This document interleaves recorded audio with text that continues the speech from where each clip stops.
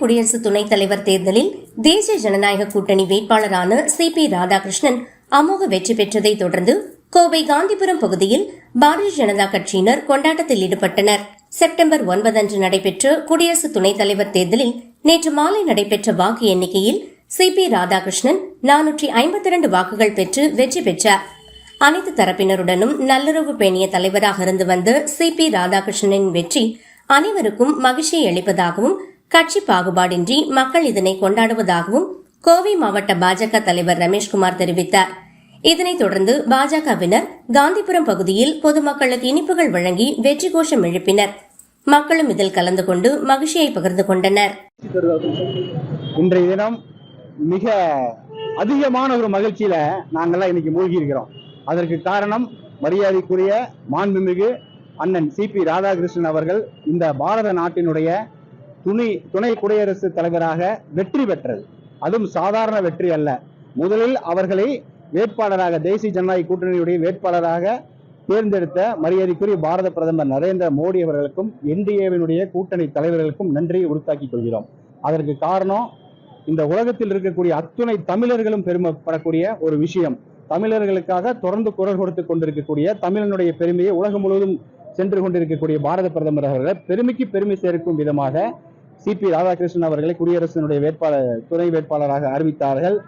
இன்றைய தினம் 752 வாக்குகளிலே 452 வாக்குகள் பெற்று, அதாவது 3 பங்கு மிகப்பெரிய அளவிலே இன்றைய தினம் வெற்றி பெற்றிருக்கிறார் வாக்குகள் வாங்கி. அதை இன்றைய தினம் உலகம் முழுவதும் இருக்கக்கூடிய தமிழர்கள் கொண்டாடி கொண்டிருக்கிறோம். குறிப்பாக பாரதிய ஜனதா கட்சி கோவை மாநகர் மாவட்டத்தின் சார்பிலே இன்று காலை கோவில் இருக்கக்கூடிய பல்வேறு கோவில், நூற்றுக்கணக்கான கோவில்களிலே சிறப்பு பூஜை நடத்தி இருந்தோம். அவருடைய வெற்றி இன்று உறுதியாக வேண்டும் என்பதற்காக. அதை தொடர்ந்து வாக்கினுடைய எண்ணிக்கை இன்று நிறைவு பெற்று இப்படி ரிசல்ட் வந்துள்ளது.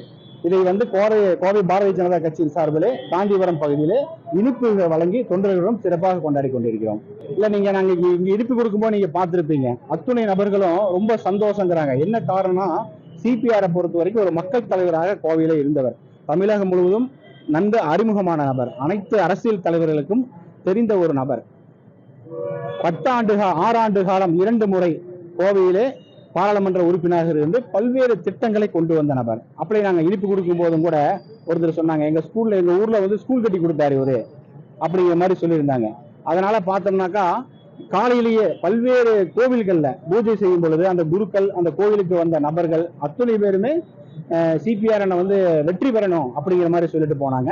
இப்ப வெற்றி பெற்றது பல்வேறு தரப்பினர் மகிழ்ச்சியா இருக்கிறாங்க. நம்மள ஒருத்தர், நம்ம குடும்பத்துல ஒருத்தர் வெற்றி பெற்ற மாதிரி எங்களுக்கும் தோணுகிறது, மக்களுக்கும் தோணுகிறது.